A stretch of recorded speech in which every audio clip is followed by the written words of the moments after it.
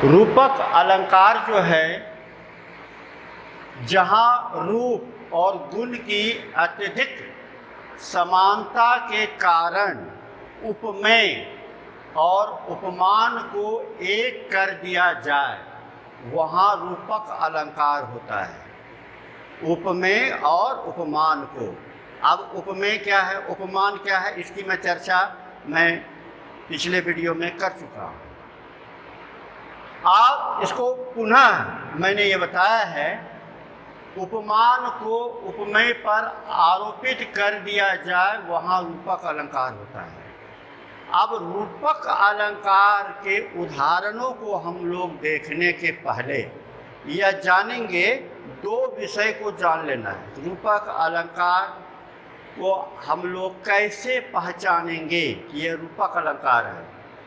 तो देखिए, रूपक अलंकार में साधारण धर्म और वाचक शब्द नहीं होते हैं। बिल्कुल क्लियर कट है कि रूपक अलंकार में साधारण धर्म और वाचक शब्द नहीं होते हैं।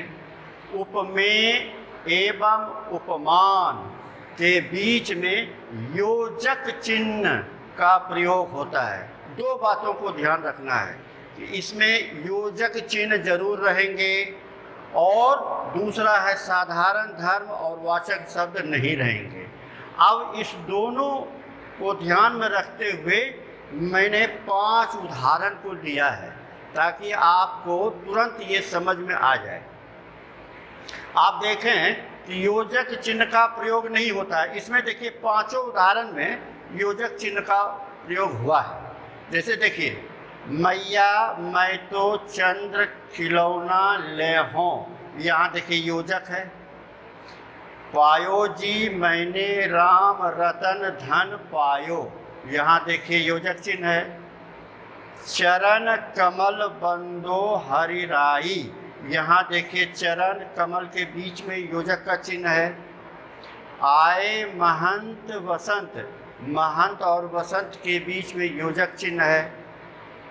बीती विभावरी जागरी, अंबर पनघट में डुबो रही, तारा घट उषा नागरी।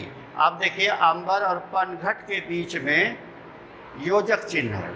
अब यहाँ पर हम लोग यह देखें कि ये दो जो मैंने हाईलाइट किया है, इसको मैंने रेखांकित कर दिया है कि दो चीज़ों को रूपक अलंकार के अंतर्गत हम लोगों को जानना है। एक योजक चिन्ह होते हैं और दूसरा साधारण धर्म, और 5 उदाहरणों के द्वारा मैंने देखा। इसमें देखिए, पहला जो उदाहरण है, मैया मैं तो चंद्र खिलौना ले हों। अब यहाँ देखिए, माँ को कहा जा रहा है खिलौना। यहाँ देखिए, यहाँ चंद्र को ही खिलौना कहा गया है, चंद्रमा को ही खिलौना समझा गया है।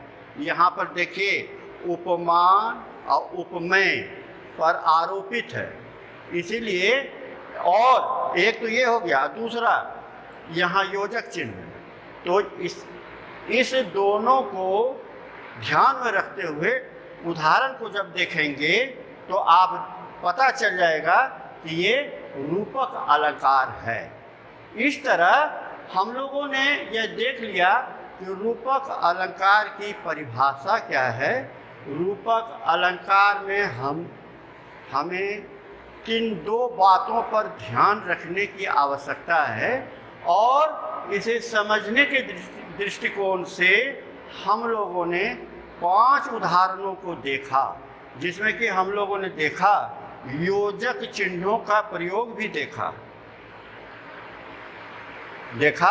और यहाँ पर हम लोगों ने चंद्र को खिलौना कहा गया, यानी कि उपमेय एवं उपमान को एक माना गया।